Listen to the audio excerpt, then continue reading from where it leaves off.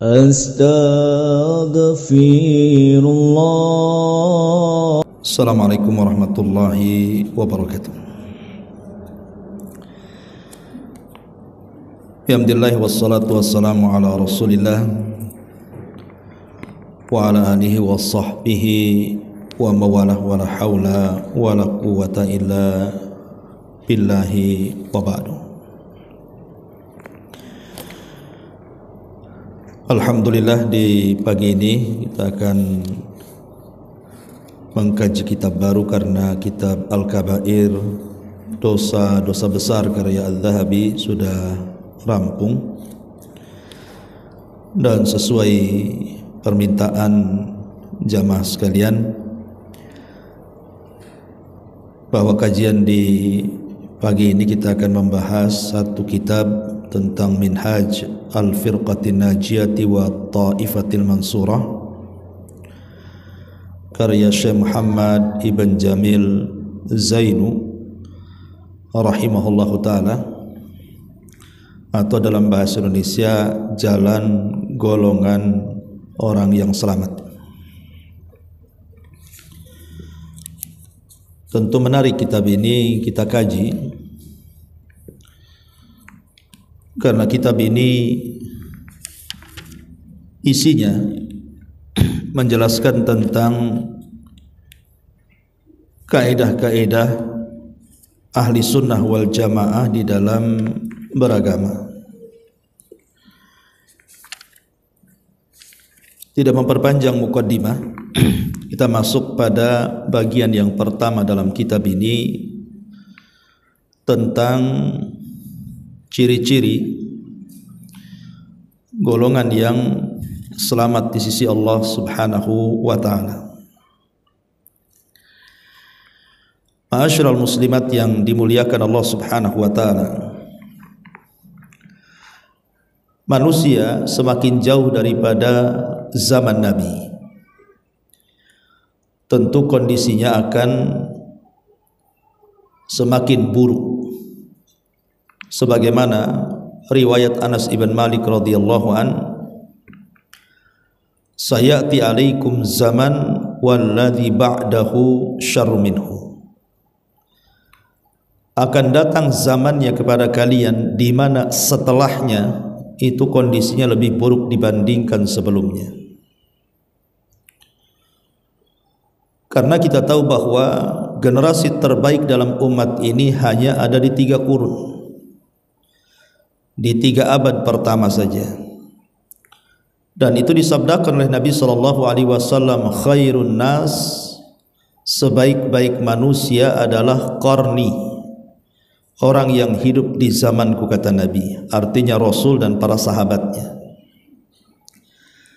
Thumma alladhina yalunahum, kemudian orang-orang yang hidup setelah mereka, yang disebut dengan generasi tabi'in, murid-murid para sahabat. Thumma alladhina yalunahum, kemudian generasi setelahnya, yang disebut dengan tabi'u at-tabi'in, murid-muridnya para tabi'in. Inilah generasi terbaik yang pernah ada di dalam Islam, generasi para sahabat, karena mereka melihat langsung dan menyaksikan langsung Nabi SAW. Kemudian generasi kedua para tabi'in, karena mereka murid langsung dari sahabat-sahabat Nabi SAW. Kemudian tabi'ut tabi'in, generasi ketiga, karena mereka murid-murid dari murid-muridnya para sahabat. Inilah generasi terbaik. Adapun setelahnya, maka Islam sudah mulai bercampur baur dengan ajaran-ajaran yang merupakan sempalan dari ahli sunnah. Makanya Anas bin Malik radhiyallahu anhu mengatakan, akan datang kepada kalian zaman di mana setelahnya jauh lebih buruk dibandingkan sebelumnya, karena jauh daripada generasi sahabat, tabi'in dan tabi'ut tabi'in, atau dengan kata lain generasi salaf. Jadi kalau disebut salaf berarti mengacu kepada 3 generasi ini. Jadi kalau ibu menasabkan diri kepada manhaj salaf, artinya menasabkan kepada 3 generasi terbaik umat ini. Ma'asyiral muslimat yang dimuliakan Allah Subhanahu wa taala. 14 abad yang silam, Nabi SAW sudah memprediksi tentang perpecahan umat. Kata Nabi SAW, orang-orang Yahudi akan terpecah menjadi 71 pecahan. Kemudian orang-orang Nasrani akan terpecah menjadi 72 pecahan. Kemudian kata Nabi SAW, sataftariku hadhil ummah, maka umat ini, maksudnya umat Nabi, sataftariku ala 73 firqatan, akan terpecah menjadi 73 pecahan. Kemudian di ujung hadis Nabi SAW mengatakan, kulluhum finnar illa wahidatan, yang 72 terancam dengan neraka. Mereka tidak dimasukkan ke dalam neraka, maksudnya terancam dengan neraka. Ya bisa masuk neraka, bisa tidak, kecuali 1 kelompok. Kemudian para sahabat bertanya, siapa yang 1 itu wahai Rasul?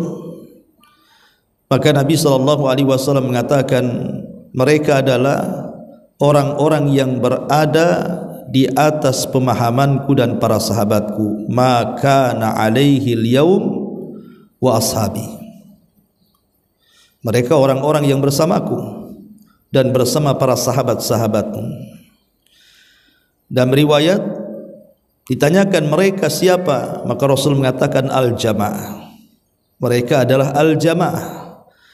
Maksudnya jamaah di sini artinya sebagaimana yang dikatakan Abdullah ibn Mas'ud radhiyallahu an, orang yang mencocoki kebenaran walaupun 1 orang, itu disebut jamaah. Lah itulah yang disebut dengan al-firqatun najiyah, kelompok yang akan selamat, atau disebut at-taifatul mansurah, kelompok yang akan senantiasa ditolong oleh Allah Subhanahu wa taala. Ma'asyiral muslimat yang dimuliakan Allah Subhanahu wa taala, dari hadis perpecahan umat ini bukan berarti kemudian umat Islam ini akan berpecah hanya 73 kelompok saja, tidak, berdasarkan dari hadis. Tetapi ini pokoknya, pangkalnya. Umat Islam ini berpecah banyak sekali, bukan hanya 73. Ini bukan pembatasan. Tapi sebagian ulama mengatakan bahwa 73 ini pangkalnya. Kemudian dari 73 ini mulailah kemudian pecah satu, akhirnya entah berapa pecahan umat Islam sampai hari ini. Dan ini musibah. Perpecahan umat ini musibah. Karena Allah Subhanahu wa taala memerintahkan kita untuk bersatu. Makanya poin yang pertama ketika membahas tentang golongan orang yang selamat adalah orang-orang yang mereka berpegang teguh dengan hablum minallah atau hablullahi azza wajal, tali Allah yang kuat. Dan Allah cela perpecahan, wala takunu minal musyrikin minal ladzina farraqu dinahum wa kanu syi'an kullu hizbin bima ladaihim farihun. Dan janganlah kalian termasuk orang-orang yang mempersekutukan Allah, di mana mereka orang-orang yang memecah belah agama mereka dan mereka menjadi beberapa golongan, tiap-tiap golongan berbangga dengan golongannya masing-masing. Tetapi merupakan sunnatullah, kalau Allah mau, Allah bisa saja mempersatukan umat ini di atas akidah dan tauhid yang sama. Tetapi Allah Subhanahu wa taala tidak berkehendak seperti itu, justru berkehendak lain, bahwa umat ini harus berpecah. Tetapi bukan berarti kemudian perpecahan ini tidak ada solusinya. Allah juga yang menghendaki umat ini berpecah, Allah juga yang membuat solusinya. tentu tidak lain dan bukan hikmahnya supaya Allah mengetahui siapa di antara mereka yang benar-benar berpegang teguh kepada agamanya dan siapa di antara mereka yang berpaling. Siapa di antara mereka yang tetap mencari kebenaran dan siapa di antara mereka yang mencari kebatilan. Makanya Nabi SAW di dalam hadis yang panjang, hadis Irbad bin Sariyah radhiyallahu anhu tercantum dalam kitab Arba'in Nawawi, Nabi SAW mengatakan, usikum bitaqwallah was-sam'i wat-ta'ah wa in ta'ammara 'alaikum 'abdun habashi fa innahu man ya'ish minkum fasayara ikhtilafan katsira fa 'alaikum bisunnati wa sunnatil khulafa'ir rasyidin al mahdiyyin tamassaku biha wa 'addu 'alaiha bin nawajid. Kata Nabi SAW, aku wasiatkan kepada kalian, pertama, agar kalian meningkatkan takwa kalian kepada Allah. Yang kedua, agar kalian jangan memberontak kepada penguasa kalian, dengar dan taat kepada mereka, walaupun yang memimpin kalian seorang budak yang tidak layak menjadi pemimpin, budak Habasyi. Kemudian Rasul mengatakan, maka siapapun yang hidup sepeninggalku, siapapun yang hidup sepeninggalku, maka dia akan melihat perselisihan yang begitu banyak, perselisihan, perbalahan, percanggahan. Kata Nabi SAW, fa'alaikum bisunnati, maka wajib atas kalian berpegang dengan sunnahku. Kemudian sunnahnya para khulafa'ur rasyidin, mereka lah Abu Bakar, Umar, Uthman, Ali, yang memang orang-orang yang diberikan petunjuk oleh Allah Subhanahu wa ta'ala. Peganglah itu semua, gigitlah dengan gerham kalian. Tentu sabda Nabi SAW ini bukan berasal dari hawa nafsunya, tidak. Nabi itu kalau bicara pasti wahyu yang sudah ada di kepalanya, sehingga apapun yang dihabarkan Nabi SAW mesti terjadi. Makanya di antara keimanan kita kepada Nabi SAW adalah at-tasdiqu fima akhbar. Kita harus membenarkan apapun yang dihabarkan Nabi, karena yang dihabarkan Nabi itu pasti terjadi. Karena itu wahyu dari Allah Subhanahu wa ta'ala. Termasuk juga hadis tentang perpecahan ini, yang Rasul katakan, siapapun yang hidup sepeninggalku, kalian akan melihat perpecahan yang banyak. Shadaqan Nabi SAW, saat Nabi SAW meninggal, baru saja meninggal, jasadnya saja belum dikuburkan, baru meninggal, sudah terjadi perselisihan di antara orang-orang Muhajirin dan Ansar, di mana orang-orang Ansar tiba-tiba mereka berkumpul di rumah Sa'd bin Ubadah, pemimpin Khazraj. Kemudian mereka berbincang soal siapa yang akan menggantikan posisi Nabi SAW, dan mereka menyiapkan kandidatnya. Di antara kandidat orang Ansar yang akan menggantikan Rasul adalah Sa'd bin Ubadah. Sementara di pihak Muhajirin, mereka sedang sibuk-sibuknya dan sedang sedih-sedihnya kematian Nabi SAW dan mengurus jenazahnya. Tiba-tiba Abu Bakar Siddiq radhiyallahu anhu mendengar ada perkumpulan tokoh-tokoh Ansar di rumah Sa'd bin Ubadah. Makanya Abu Bakar langsung mengajak Umar dan juga Abu Ubaidah ibnul Jarrah. Kemudian 3 sahabat bertolak ke rumah Sa'ad ibn Ubadah, kemudian menjelaskan apa yang terjadi. Kata Abu Bakar Siddiq radhiyallahu an bahwa al-a'immatu min Quraisy, kepemimpinan itu harus dari suku Quraisy, itu Nabi yang ngomong. Dan kalian orang-orang Ansar adalah wuzara, kalianlah menteri-menterinya, kalianlah penolong-penolongnya. Setelah mereka mendengar penjelasan Abu Bakar Siddiq radhiyallahu anhu dengan berbagai macam dalil, argumentasi dari Al-Quran dan Sunnah Nabi SAW, baru mereka sadar. Akhirnya kemudian tiba-tiba Abu Bakar Siddiq menggandeng tangan Umar, kemudian mengatakan, baiatlah orang ini. Maksudnya Umar ibn Khattab radhiyallahu anhu. Sontak Umar kaget. Kenapa mesti dirinya? Maka Umar radhiyallahu an akhirnya mengatakan kepada orang-orang yang ada di situ, termasuk kepada Abu Bakar, dan mengatakan, aku tidak layak menjadi pemimpin kaum muslimin kalau rakyatku ada orang namanya Abu Bakar, katanya. Aku tidak mau. Langsung Umar balik memegang tangan Abu Bakar dan membaiatnya. Kemudian disusul oleh Abu Ubaidah bin Al-Jarrah, kemudian disusul oleh pemimpin-pemimpin Ansar. Kemudian baru setelah baiat khusus, mereka pun melakukan baiat umum kepada seluruh kaum muslimin. Lihat, ini jasad Nabi belum dikubur, sudah terjadi perselisihan. Belum lagi soal penguburan Nabi.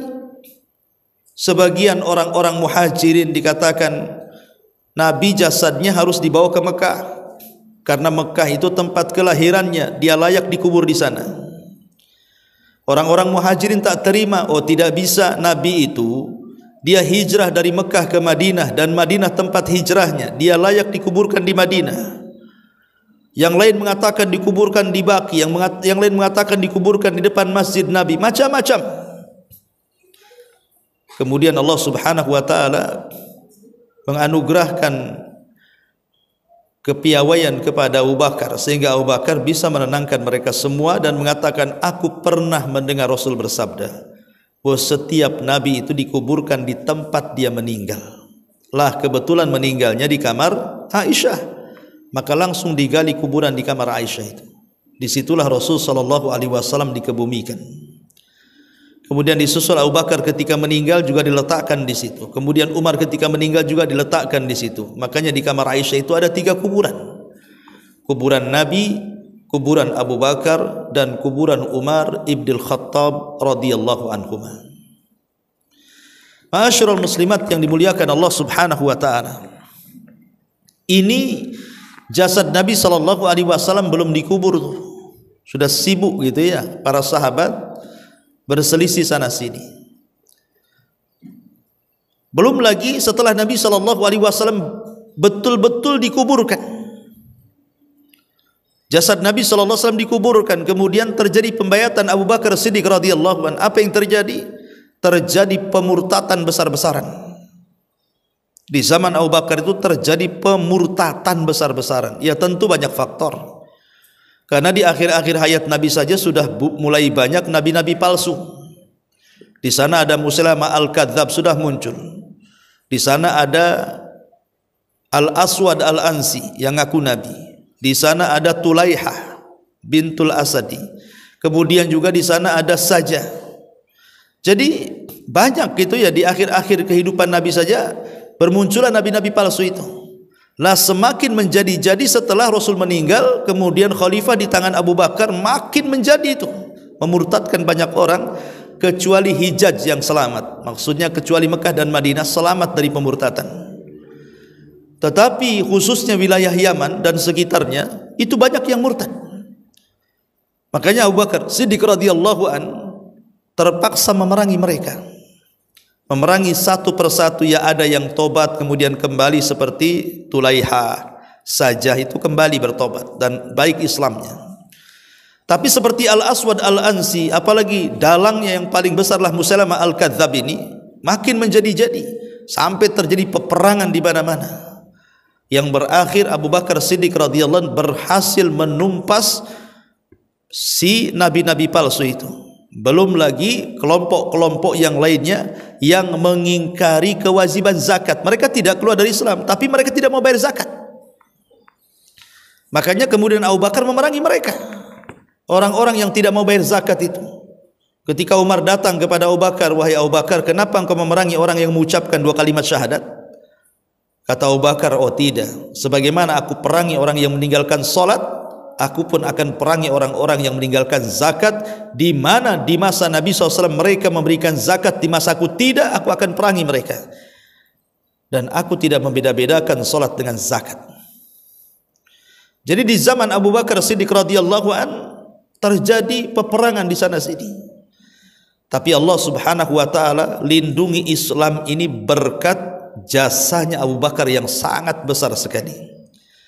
Kalau bukan karena Allah, kemudian tangan Abu Bakar Siddiq radhiyallahu an, tentu umat ini sudah jadi murtad semuanya. Tapi sayang, Abu Bakar tidak lama, karena Abu Bakar itu berkuasanya 2 tahun saja. Setelah Abu Bakar meninggal dunia, kemudian di masa Umar bin Khattab agak tertib. Ya wajar, karena Umar itu memang dijuluki Al-Faruq, pembeda antara hak dan yang batil, orang yang tegas ditakuti. Maka di masa Umar bin Khattab radhiyallahu an ini kaum muslimin menyatu, bahkan berhasil merambah kekuasaannya sampai menguasai Persia dan sebagian Romawi. Artinya Islam itu sudah melanglang buana di masa Umar bin Khattab radhiyallahu an. Lah di masa inilah tenang-tenangnya Islam. Kenapa Umar bin Khattab mampu mengumpulkan kaum muslimin di atas persatuan dan mampu mencegah fitnah di tengah-tengah kaum muslimin? Karena Nabi SAW yang bersabda, ketika satu hari Umar mengumpulkan para sahabatnya, kemudian Umar bertanya soal fitnah. Fitnah yang kalau datang seperti gelombang lautan dan tidak bisa dihentikan sampai kiamat. Kemudian muncul seorang sahabat yang ahli fitnah. Ahli fitnah itu maksudnya ahli dalam hadis-hadis fitnah. Dialah Hudzaifah ibnul Yaman. Karena di masa Nabi SAW ketika manusia bertanya soal kebaikan, dia bertanya soal fitnah dan keburukan. Ketika ditanya, kok stylemu lain sendiri wahai Hudzaifah? Ya, karena kalau aku tidak bertanya soal keburukan dan fitnah, nanti fitnah itu akan mengenai aku, katanya. Maka ketika Umar bertanya soal fitnah, Hudzaifah ibnul Yaman menjawab bahwa fitnah itu tidak akan terjadi sebelum pintunya terjadi keretakan. Kecuali kalau pintu fitnah itu sudah retak, apalagi kemudian sampai hancur, maka disitulah fitnah akan merebak. Kemudian Umar bin Khattab radhiyallahu an ketika itu mengatakan, siapa yang memegang pintu itu?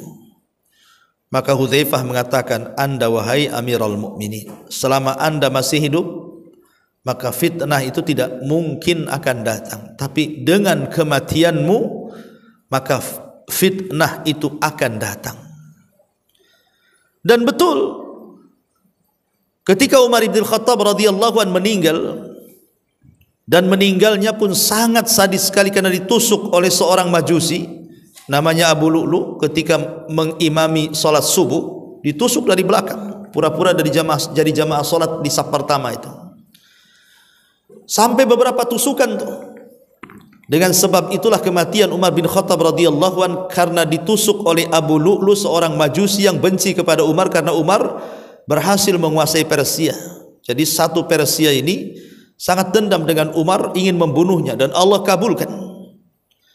Rupanya dia bisa membunuh Umar bin Khattab radhiyallahu an dengan cara yang sangat sadis sekali. Sampai Umar itu ketika sakit parah setelah ditusuk, dokter berusaha memasukkan obat, tetapi tidak bisa masuk ke dalam badannya, malah keluar dari bekas tusukannya. Sehingga dokter mengatakan Umar tidak akan selamat. Betul, akhirnya Umar radhiyallahu an pun tidak selamat. Saat sakaratul maut, dia panggil anaknya Abdullah ibn Umar dan mengatakan, wahai Ibnu Umar, siapa yang membunuhku? Maka kata Ibnu Umar, budaknya Mughirah. Langsung dia bertahmid, alhamdulillah, katanya. Kenapa Umar mengatakan alhamdulillah? Karena Umar tahu bahwa doa selama ini dikabulkan oleh Allah Subhanahu wa taala. Apa doanya Umar? Ya Allah, wafatkan aku dalam kondisi syahid di negeri tempat hijrah Nabi. Itu keinginan Umar tuh dalam setiap doanya. Ya Allah, wafatkan aku dalam kondisi syahid di negeri tempat hijrah Nabi. Padahal secara logika, siapa yang berani menyerang Madinah? Sementara Islam di zaman Umar itu jaya-jayanya sampai menguasai Persia dan sebagian Romawi. Siapa, pasukan mana yang akan datang ke Madinah menyerbu Madinah itu? Nggak ada berani. Artinya tidak mungkin Umar itu mati syahid kalau dia masih tetap di Madinah, kecuali kalau dia mau nyebrang ke daerah-daerah lain dalam rangka membuka kota-kota, ya. Tapi dia minta mati syahid itu di negeri tempat hijrah nabinya, Madinah.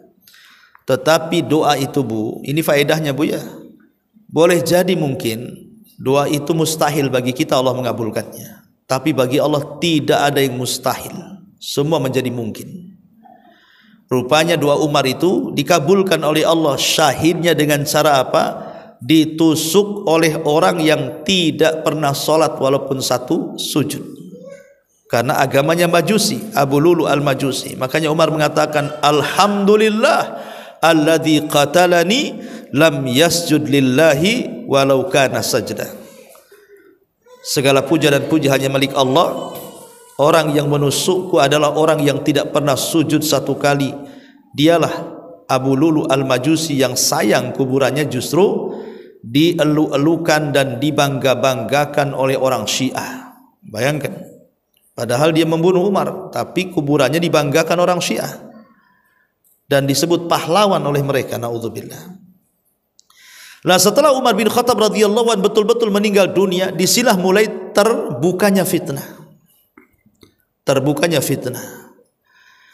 Di mana di masa Utsman ibn Affan itu terjadi pemberontakan besar-besaran yang dilakukan anak-anak muda Kufah, anak-anak Basrah, anak-anak muda dari Mesir dan beberapa daerah.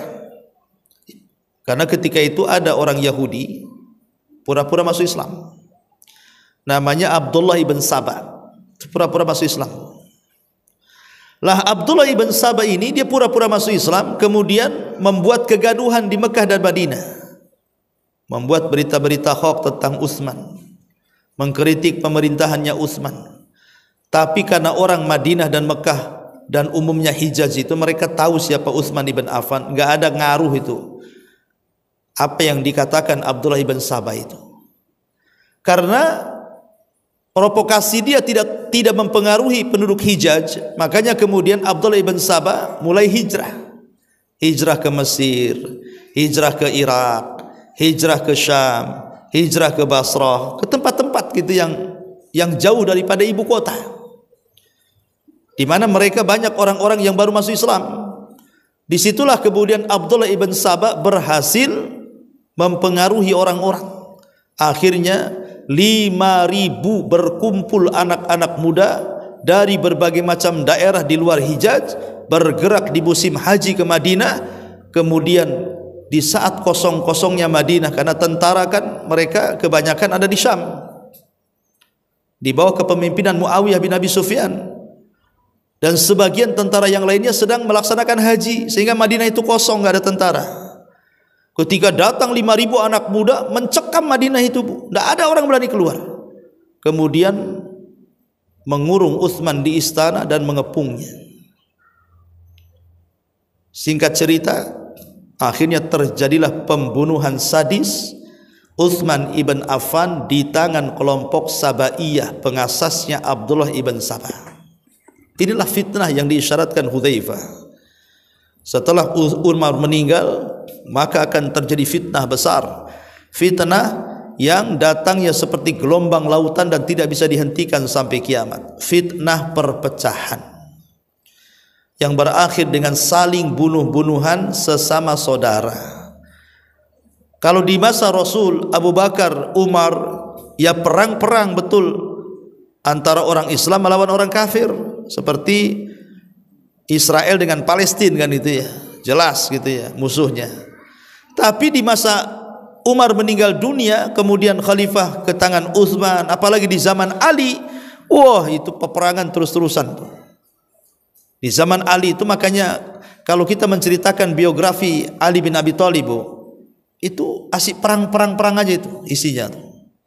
Mulai dari perang melawan Muawiyah di Siffin, kemudian juga perang melawan kubu Aisyah, Talha dan Zubair, kemudian perang melawan orang-orang Khawarij di Nahrawan, dan perang-perang yang lainnya. Jadi biografi Ali itu hanya dipenuhi dengan peperangan dan peperangan saja, dan itu menunjukkan perpecahan kaum muslimin di mana-mana.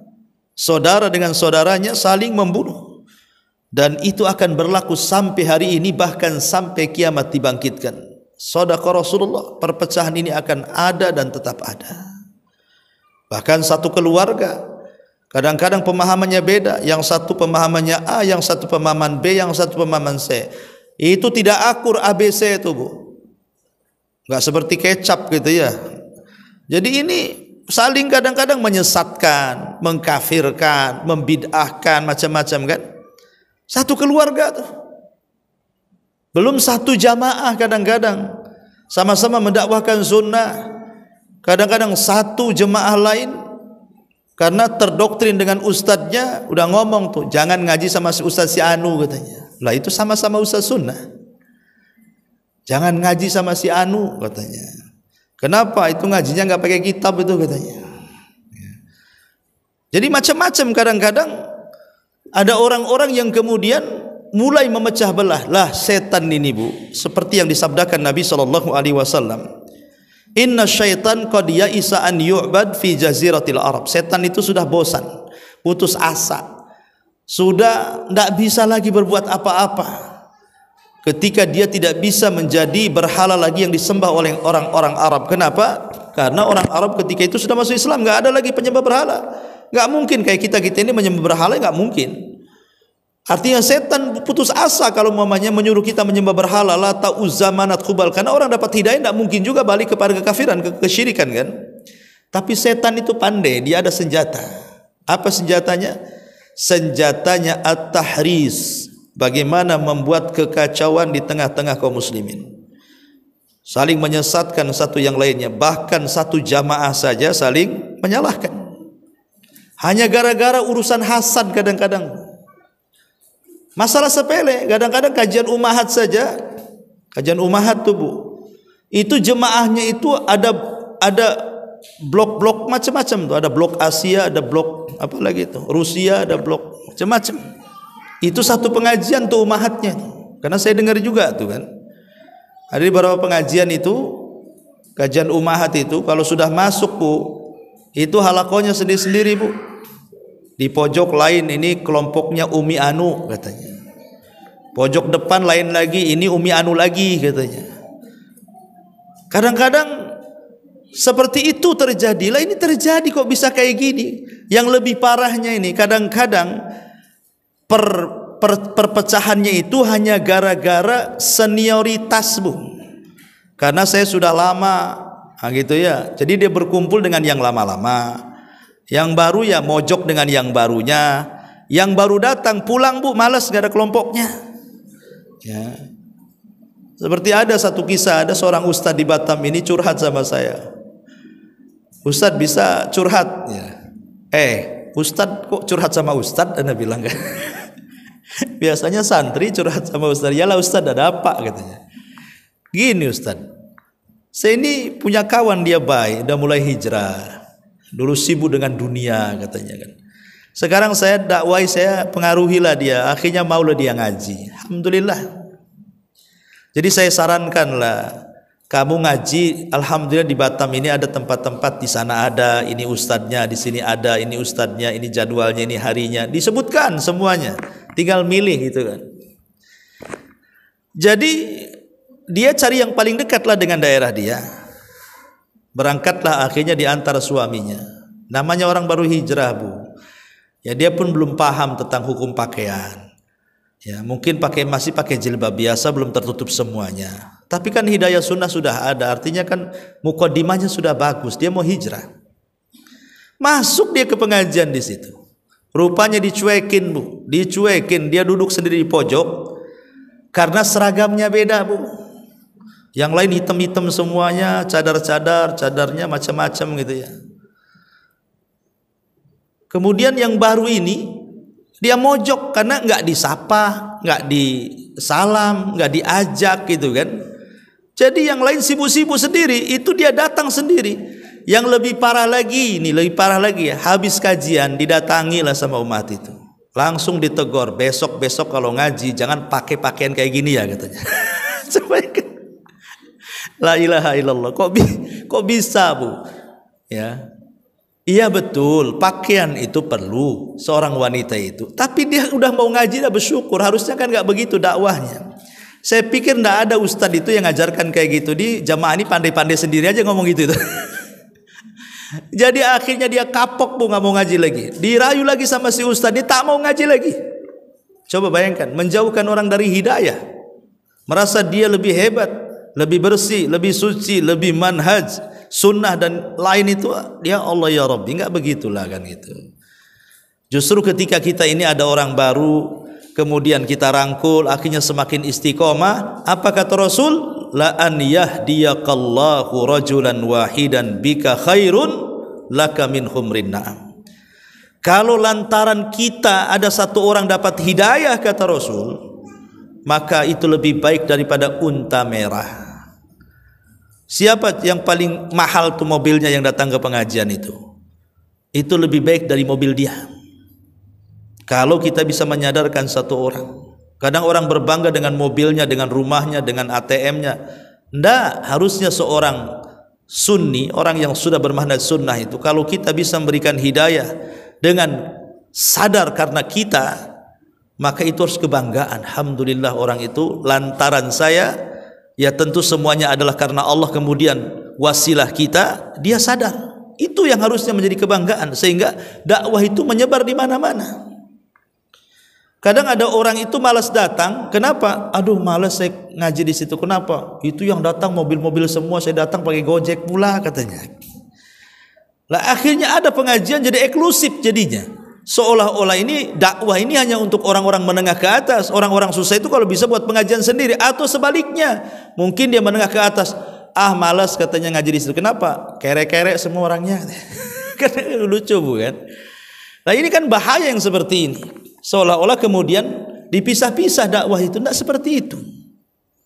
Alhamdulillah kalau yang sudah lama bersyukur kepada Allah. Rupanya Allah masih memberikan keistiqomahan.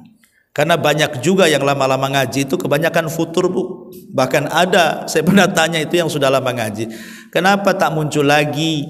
Dia mengatakan, ah kan sudah banyak yang baru-baru. Katanya gitu jawabannya bu. Ya, kan banyak yang baru-baru, biarlah diisi yang baru-baru katanya. Jadi seolah-olah dia merasa lama, merasa cukup pahalanya, merasa pasti jadi ahli sorga, akhirnya tak mau ngaji lagi. Nah ini kan bahaya ibu. Inilah godaan setan di sini kadang-kadang gara-gara senioritas itu. Islam jangan begitu, karena banyak. Kalau kita melihat hadis-hadis Nabi, jangan-jangan yang lama itu dia futur di tengah jalan, kemudian dia lama-lama terkena syubhat dan syahwat, sesat pula dia. Yang baru-baru ini akhirnya semangat. Kan ada hadisnya bu, ada orang dengan sorga itu tinggal satu hasta, tapi gara-gara dia melakukan amalan penduduk neraka, dibelokkan pula ke neraka. Tapi ada orang yang dengan dia neraka itu tinggal satu hasta, rupanya di akhir hayatnya dia beramal dengan amalan ahli sorga, dibelokkan pula ke sorga dia. Jadi enggak kanggo lah bahasanya masalah senioritas ataupun junioritas itu tidak ada dalam dakwah itu. Ya, karena Allah Subhanahu wa taala itu memberikan hidayah kepada siapa yang dikehendaki, bukan masalah senior atau juniornya. Ya. Dan ini penyakit namanya ya. Makanya kalau kita mengajikan harusnya lebih baik lagi. Kalau kita sudah duduk di pengajian itu akhlaknya harus lebih baik gitu ya. Ini tidak, malah terjadi perpecahan, makin ngaji makin keras. Itu yang saya dengar gitu. Jangan ngaji di situ katanya. Oh, kalau udah ngaji itu keras sekali itu. Ya kalau kerasnya membela kebenaran ya tidak masalah. Tapi kalau sudah muamalah itu, jangan kemudian yang tadinya sebelum ngaji senyum, yang habis ngaji tak senyum. Nah, ini kan masalah. Ya, jadi yang sebelum ngaji ya mungkin sopan dengan tetangganya, masya Allah. Habis ngaji tak muncul-muncul muka di tetangga itu. Lah ini kan aneh. Harusnya ngaji semakin baik, justru tidak semakin baik. Lah itu kembali kepada apa? Karena tidak memahami tentang pondasi-pondasi. Apa itu minhaj al-firqatin najiyah? Apa itu at-taifah al-mansurah? Apa itu golongan yang selamat? Apa itu kelompok yang ditolong oleh Allah? Lah dalam kitab ini insyaallah di sini akan dijelaskan tentang akidah-akidah yang harus kita pahami tentang siapa golongan yang selamat di sini. Ya Bu, ini mukadimah saja Bu ya, karena bukunya insyaallah mudah-mudahan minggu depan sudah terbeli semuanya sehingga masing-masing bisa pegang bukunya, karena penting ngaji pakai buku ini supaya ada catatannya. Jangan jiping, ngaji kuping. Ya sempat lewat di telinga kanan, keluar telinga kiri, masih masuk ke otak, Bu. Yang repot mental, Bu, udah sempat masuk. Mungkin dia tidur gitu ya. Nah, ini yang harus dipahami, pentingnya hadir di majelis taklim. Taib, sampai di sini, Bu. Ya, kita mukadimah saja, silakan kalau ada yang mau bertanya.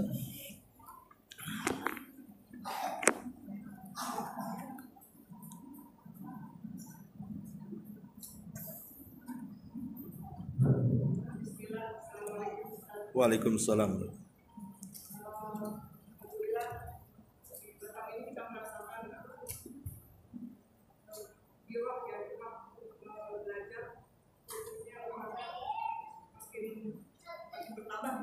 Iya, ya.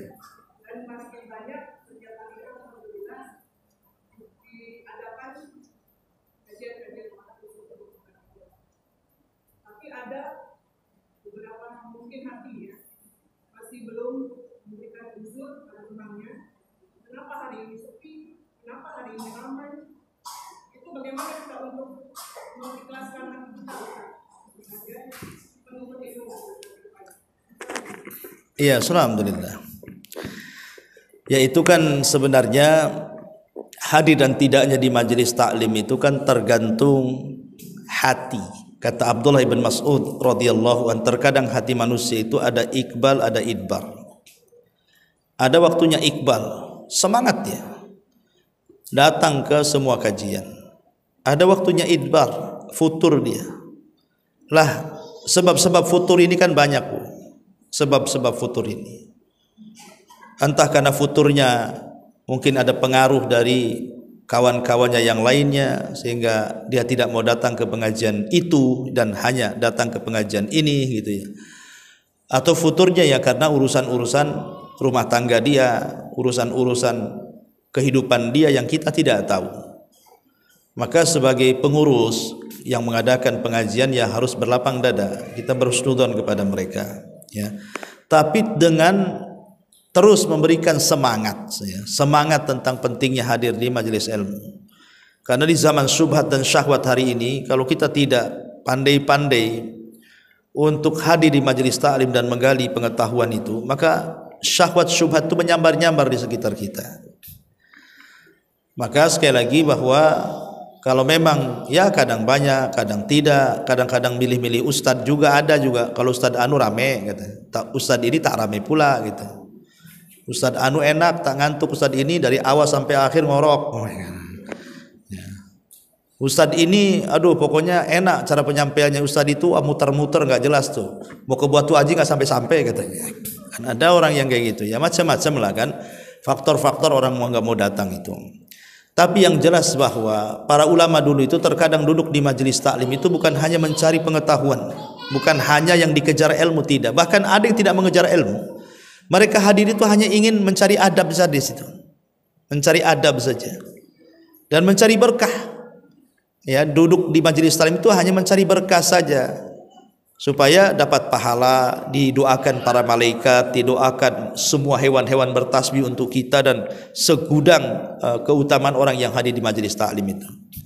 Tetapi juga yang saya ingin nasihatkan kepada ibu-ibu, terkadang ini banyaknya jadwal, di sana ngaji, di sini ngaji, di situ ngaji. Ada juga maaf ibu ya kan, bapak-bapak itu yang juga ngeluh sama saya, ya gara-gara kebanyakan jadwal. Jadi ketika bapak-bapak ini waktunya libur, tidak kerja di rumah gitu ya, waktunya memang dilayani oleh istrinya, ditemani oleh istrinya, pengen jalan kemana, istrinya satu hari sibuk, habis dari sini ke sana, habis dari sana ke sini, itu ada yang kecewa juga. Ya lain kalau suaminya sih bisa diajak kerjasama kan Bu, enak ibu yang cari ilmu ditulis sampai di rumah kasih tahu suaminya, kan enak tuh. Namanya kerjasama yang baik itu namanya. Udahlah abi ini kerja saja cari uang, tapi nanti malam kau setor tuh ilmu kajian dari ustaz dapat apa, kan enak tuh kalau gitu tuh. Nah, tapi ada juga yang kemudian tidak seperti itu.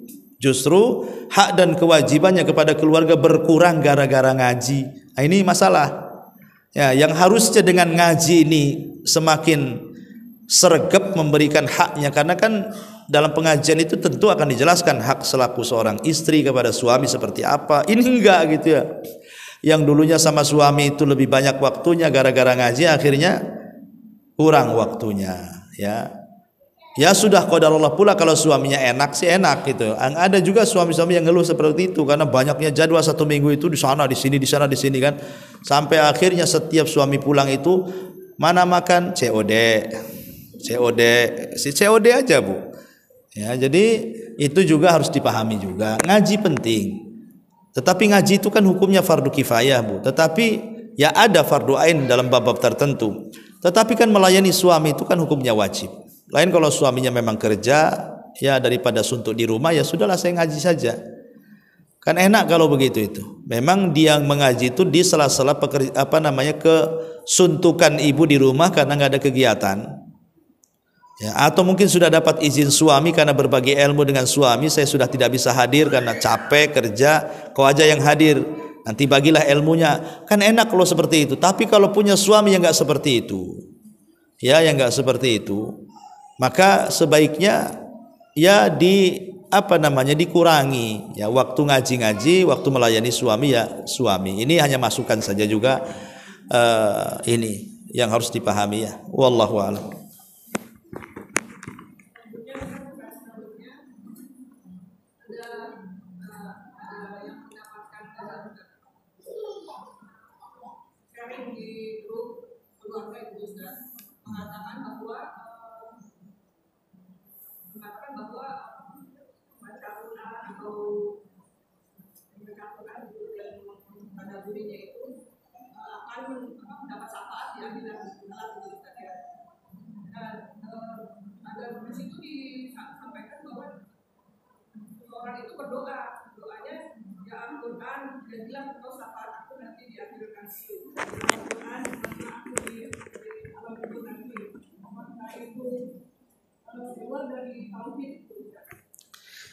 Ya, alhamdulillah. Ya, kata-kata memanggil-manggil Al-Quran untuk menyelamatkan dia. Ya sebenarnya sih Al-Quran itu kalamullah. Memang dia adalah ucapan dan firman Allah Azza wa Jalla. Artinya Quran itu bukan makhluk. Al-Quran itu ya Allah itu sendiri. Tetapi kan dalam doa itu tidak pernah diajarkan memanggil-manggil Quran. Setiap doa yang diajarkan Al-Quran dan Sunnah itu mesti menggunakan Allahumma ya Allah, Rabbana ya Rabb kami. Nggak ada ya Al-Quran, ya Al-Quran, nggak ada. Ya justru kalau dia memanggil-manggil Al-Quran ini dari mana? Jelas-jelas Quran juga di dalam Quran itu sendiri kita diajarkan cara memanggil yang benar kepada Allah Subhanahu wa taala. Ya katakan ya Allah. Kalau kita tidak bisa bahasa Arabnya, ya Rabb. Kan itu ya. Itu yang benar, atau memanggil-manggil nama-nama Allah. Karena Quran itu bukan nama Allah. Quran itu artinya sesuatu yang dibaca atau yang ditulis, itu arti Quran tuh. Kalau yang dipanggil nama-nama Allah benar, namanya ya Rahman, ya Rahim, ya Malik, ya Kudus, itu benar. Nah, Al-Quran itu bukan nama-nama Allah. Dia memang kalam Allah, tapi bukan nama Allah. Bukan, tidak ada nama Allah namanya Quran, itu tidak ada. Ya, jadi jangan memanggil-manggil yang bukan namanya. Ibu kalau manggil saya Ustadz Udin, kira-kira saya nengok nggak, Bu? Ya enggak lah, saya kan bukan namanya Udin. Lain kalau ibu panggil Ustadz Abu Mero, pasti saya akan nengok kan itu. Lah itu sama juga lah, ibu memanggil yang bukan namanya, ini gimana ceritanya kan itu ya. Jadi panggillah namanya. Allah itu sudah punya 99 nama. Panggil namanya kalau kita berdoa kepada Allah Azza wa Jalla itu. Ya. Bahkan ya, walaupun sebenarnya contoh namanya ad-dar wan nafi', yang mencegah madarat atau yang memberikan manfaat. Siapa Allah kan, Bu? Tapi kan tidak ada nama Allah namanya ad-dar an-nafi, enggak ada. Ya, Abdul Dar, Abdul Nafi, enggak ada. Walaupun kandungan isinya benar gitu, memang tidak ada yang bisa memberikan madarat kecuali Allah, tapi itu bukan nama Allah, maka nggak bisa juga kita panggil-panggil yang bukan namanya. Ya, jadi itu harus dipahami. Dan saya lihat juga para umahat nih kadang-kadang ya, kalau bicara soal Quran, sekarang kan marak itu juga ada kajian-kajian tahsin, kajian-kajian tajwid, itu kan bagus, Bu. Ya, bagus untuk memperbaiki bacaan kita saat membaca Quran. Untuk memperbaiki panjang pendeknya saat membaca Quran, untuk memperbaiki makharijul hurufnya saat membaca Quran. Tapi celakanya dia sibuk ikut kajian tajwid, kajian tahsin, memperbaiki bacaan, tapi tidak pernah baca Quran dia di rumahnya, Bu. Loh, jadi ibu hadir di majelis itu untuk apa tujuannya gitu? Kalau tujuannya ibu itu ditahsin karena ibu mungkin sering ngaji di rumah, kadang-kadang tidak tahu apa yang dibaca, akhirnya ikut kajian tahsin supaya bacaan Qur'annya benar. Ini ada orang-orang ummahat itu sibuk dia mempelajari tajwid, tahsin bacaannya, tapi di rumah tidak pernah baca Quran. Kata Sufyan Ats-Tsauri, man ta'allamal Qur'an wa lam yaqra'al Qur'an fahuwa minal jafa. Siapa yang mempelajari Quran tajwid tahsinnya tapi tak mau baca Quran, itu hatinya keras tuh namanya. Ya, karena dia tidak tahu tujuannya loh. Tujuannya tahsin itu apa? Kan biar sering baca Quran di rumah, jadi bacaannya benar kan gitu maksudnya. Ya, lebih daripada itu, para ulama mengatakan fahmul hudud khairun min fahmil huruf, kan gitu ya. Mempelajari batasan-batasan hukum-hukum dalam Quran itu, atau dengan kata lain tafsirnya, itu lebih baik dibandingkan hanya mempelajari huruf-huruf dalam Quran, tajwidnya, tahsinnya, dan begitu seterusnya. Jadi jangan kemudian kita habiskan hanya belajar tahsin tapi lupa pula mempelajari kandungan Al-Qur'annya. Ya, dua-duanya baik, tapi sebaiknya ya semuanya kita pelajari dan kita amalkan dalam bentuk bacaan dan juga membaca atau mempelajari isi daripada kandungan Quran itu. Wallahu a'lam.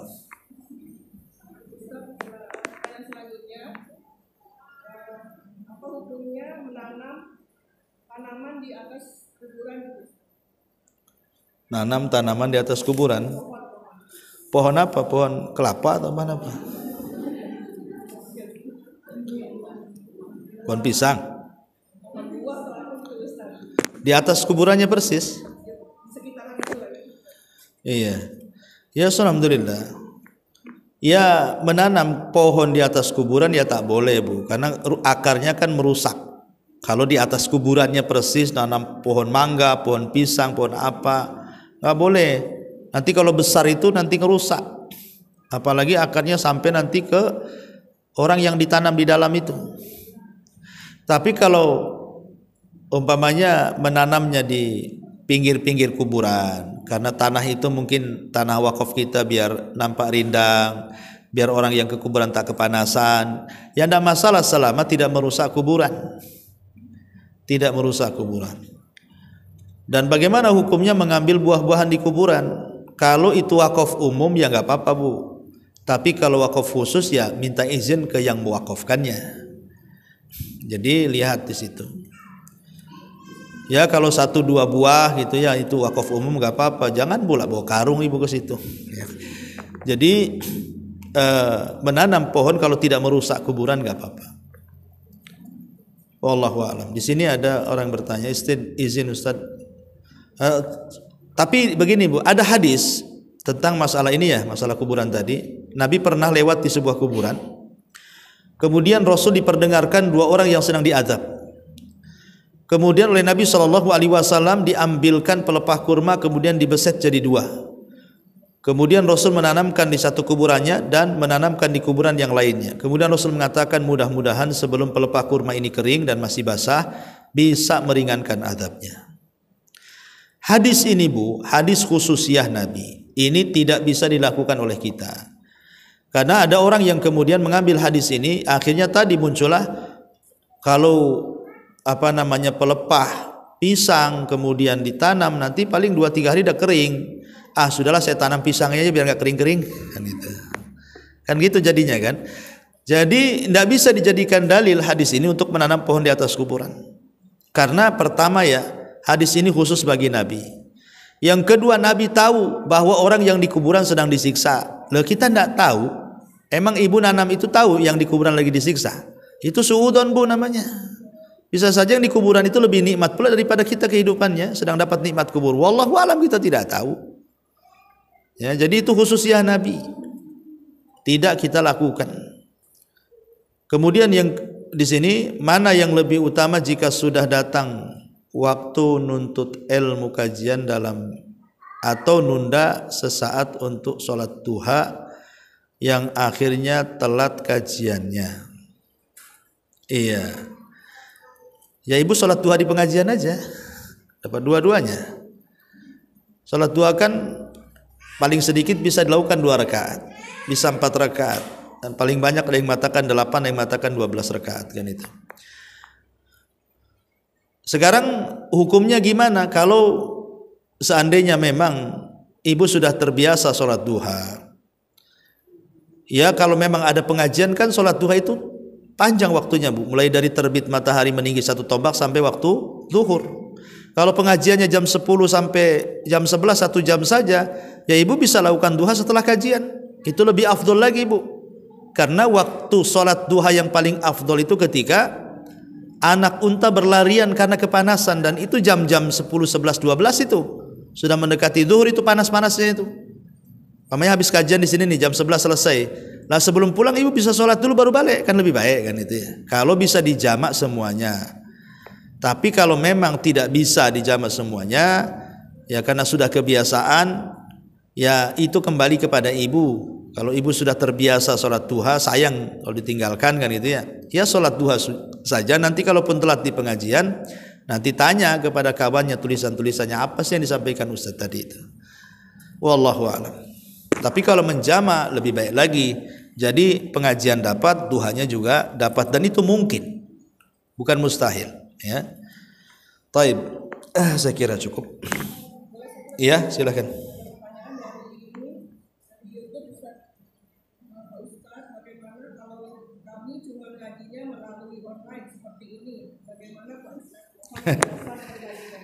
Ya, alhamdulillah.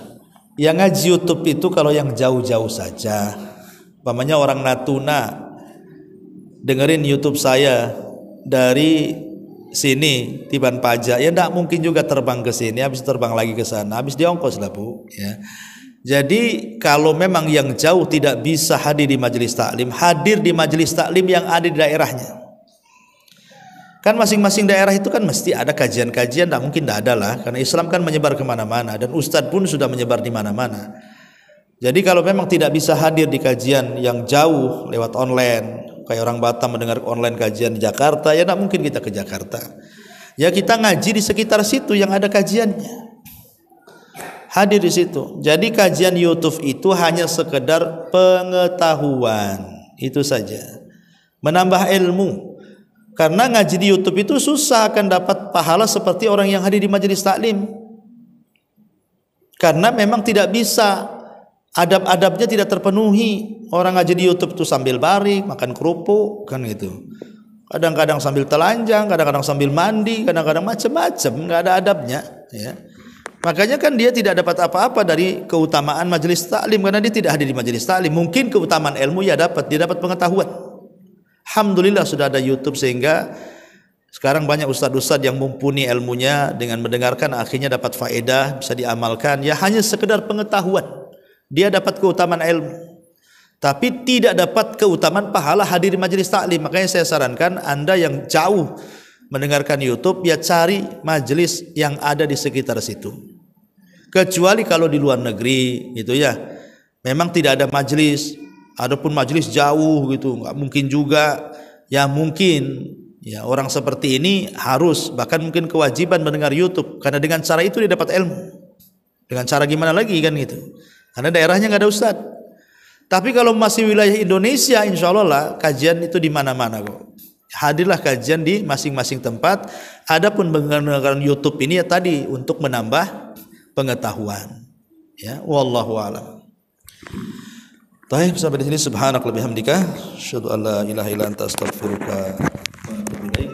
Allahu ta'ala